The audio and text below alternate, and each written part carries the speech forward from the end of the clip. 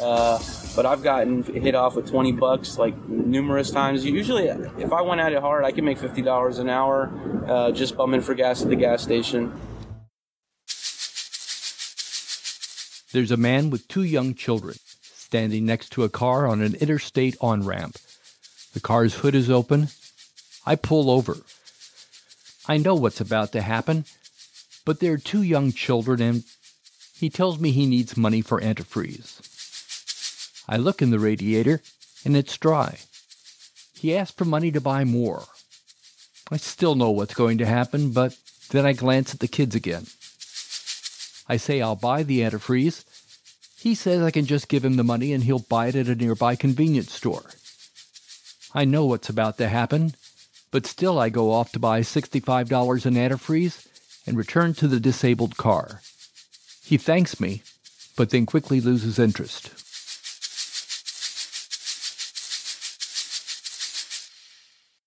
I was a sucker.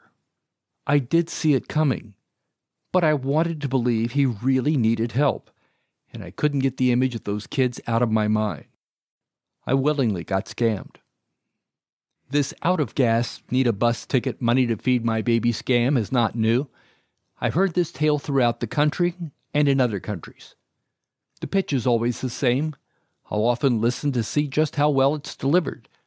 I still remember the guy in Baltimore that, in my mind, deserves an Emmy. Today we're talking about parking lot scams, and there are more of them than you may think. These are cons where a stranger puts you into a difficult situation. Let's go back to the parking lot.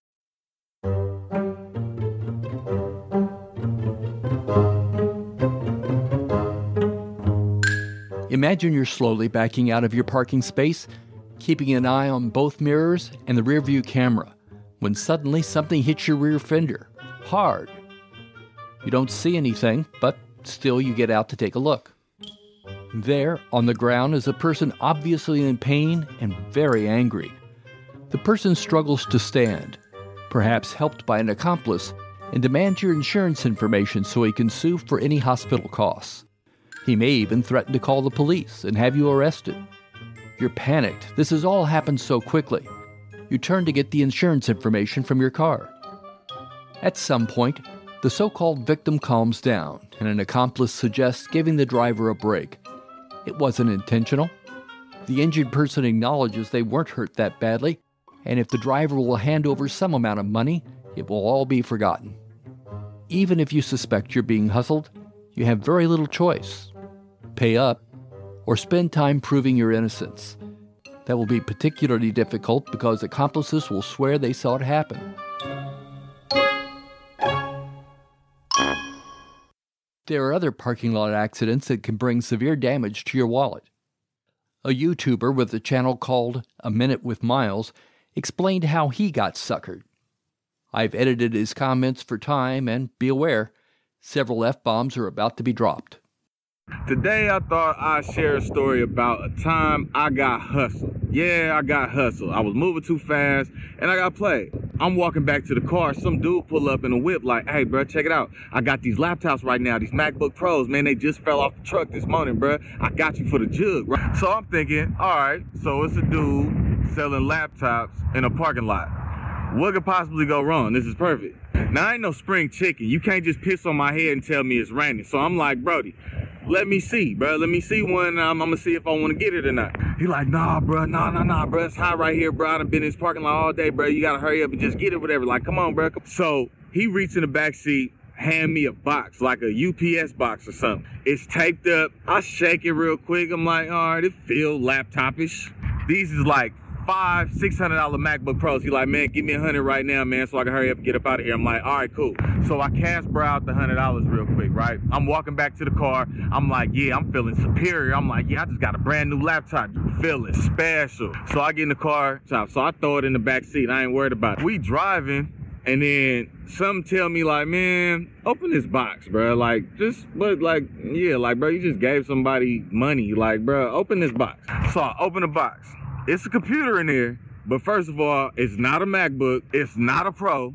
It's not worth $500. Dude sold me a raggedy-ass Dell, bruh. A raggedy-ass Dell with an extension cord in the box, bruh. Screen cracked, buttons is missing, it's dirty, it's all kind of shit going on. So I take the computer to my brother. He fixed computers. He can do anything with everything. He dope as fuck with shit like that. He like, bruh, what do you want me to do with this? Like, bruh, there's absolutely nothing I can do with this shit. I'm like, bruh, you can't fix it. You can't salvage. You can't get the memory or something like. So now he's like, bruh, how did you acquire this contraption exactly? I tell him the story. He fall out laughing like, bruh, you are the stupidest human on earth. So I end up throwing the computer away. I lost out on $100. I wasn't worried about it. But the moral of this story is, see, it's a whole bunch of different type of hustles in the world. Then it's low down, scandalous, dirty motherfuckers like the dude that sold me that computer. Overall, man, you gotta be a good person if you want life to be good for you. This scam is also run using gift cards. Someone desperate for money offers you a gift card that appears to be worth about $100 and wants to sell it to you for just $50. Once the buyer tries to use the card, it has very little value, sometimes as low as a penny. Parking lot scammers are nothing if not creative. Some will put a boot on your car and tell you that to have it removed, you'll have to send money via a wire transfer to an address they provide.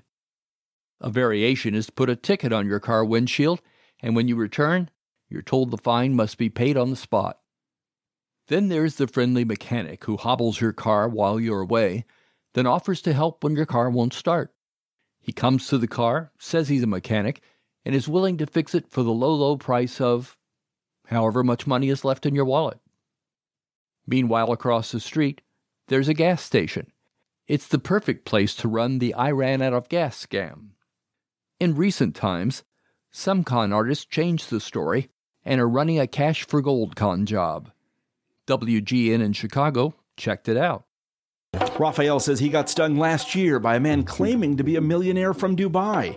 He says the man was by a car close to an exit ramp around Woodfield Mall in Schaumburg. He looked very worried, very concerned, a Shakespearean actor. He said, "Thank you so much for stopping.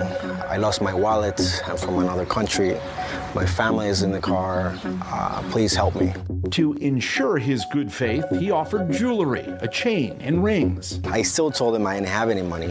Before I went to his car, he places the jewelry on your passenger seat. And he tells you, "Please, I'll give you my jewelry. I trust you. You will give it back to me.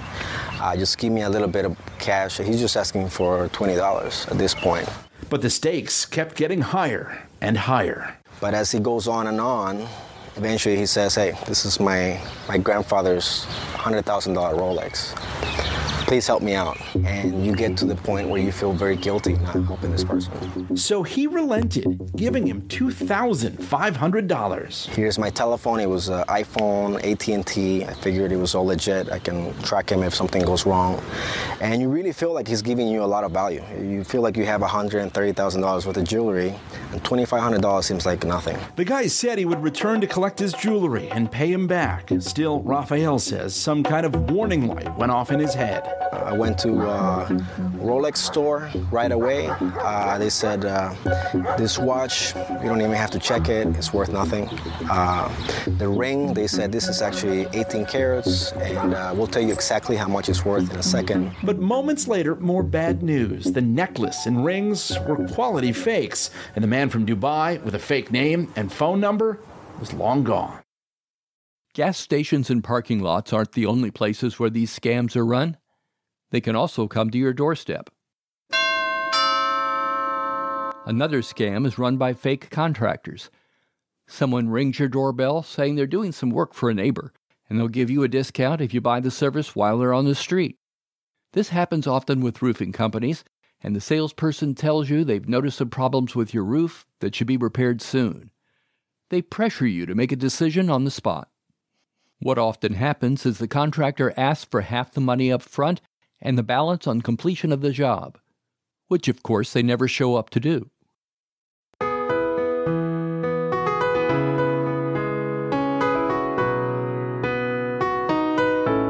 There are some new doorstep scams that have popped up since COVID forced us all indoors. One of them starts with an email saying your package from Amazon or some other shipper has been delayed and to click the link to learn more. If you do, the scammers will own your computer. It can then be held for ransom or to send emails to your contact list that appear to come from you. Then there's the brushing scam. You open your front door and, oh joy, there's a package for you. You don't remember ordering anything, but it has your name on it, so let's see what's inside. You didn't order what's inside, so you go to your account and look up the order number, and sure enough, it shows you placed an order, but not for what landed on your doorstep. It was for something far more expensive than what was in the box. CNN Business explains how this works. Let's say there's a company that sells microwaves on Amazon. It decides to hire people called brushers to write fake positive reviews. But the brushers can't just log on to Amazon and start reviewing. They need to trick the system into thinking they actually purchased and received a microwave. To do that, the brushers place a gift order for a random person whose address they find online. And that fake transaction creates a real tracking number. The vendor never actually ships a microwave. Instead, the brushers send out a cheap, lightweight item, and when it's delivered without a return address, people like Evelyn and Blinn can't trace it back to the seller. Now I'm going to wrap up this story with one of the most brazen parking lot scammers I've heard of. Gary Thompson. Please help, but spare my wheelchair today and all my coins. Somebody take it. Gary does his work from a wheelchair. He appears and sounds as if he's disabled. He's not. I appreciate you guys busting me. Appreciate this. Yeah, I'm really good at it, really good. I clear about $100,000 a year doing this. He told reporters he used to be a millionaire, receiving $2.5 million in 1993 after being injured in a motorcycle accident. My bead boy, I'm just playing. I gotta go, y'all. I gotta make some money.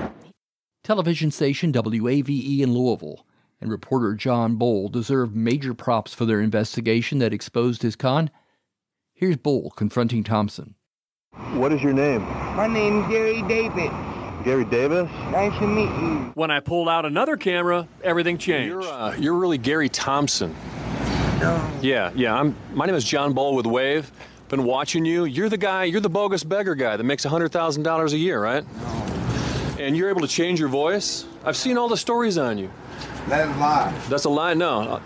I noticed your speech got a little bit better just now. Not a lie. I never asked him nothing. After Thompson and his story became famous around the world, he moved on to other cities, pulling the same scam. When the feds found out about it, Thompson was arrested and pleaded guilty to faking a mental disability to get $106,000 in disability and Medicaid benefits over 4 years. Prosecutors recommended 27 months in jail as part of the plea agreement. The judge disagreed and tacked on another 15 months, bringing the total to about 3.5 years. When he got out, he returned to Louisville, got back into his wheelchair, and started conning people again. For a second time, John Bowl confronted Thompson. The Mental Disability Act changes when he recognizes who he's talking to. Are you Gary? Are you John Bowl? Yes. Yeah, I'm Gary. Yes. So I pull out another camera again. Saying that you're still faking your condition, embellishing your condition. Sir, I'm not in condition. When I first walked up on you, you kind of had your voice changed. Yeah, I have personality, different personalities at times. The doctor tells me. You have different personalities? He says he has multiple personalities and then starts having physical problems right there. That's a muscle spasm, sir. You're what? That's a muscle spasm. You just had a muscle spasm? Yes, sir. I can walk a little bit, sir. He shows me his physical problems, but I keep going back to his intellectual ability. What do you say to people who say you didn't learn anything in prison, you're still faking your condition? They're liars. I'm not faking any condition. But isn't that what you were convicted of faking your condition with getting government money? That's I pled guilty, yes.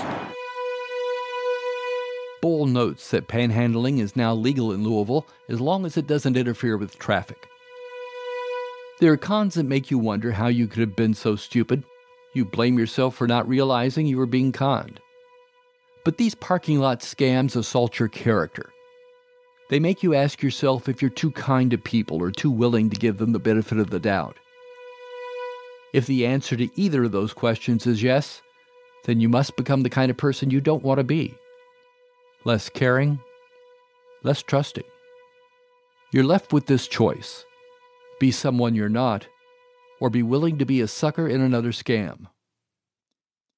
I got taken for $65 in antifreeze in a situation I knew was probably a con. But I'd do it again. People get taken by a scam or con because they want to believe they can become richer, smarter, or more attractive to a partner. But because they were the mark, they never realized they were being scammed. They never saw it coming.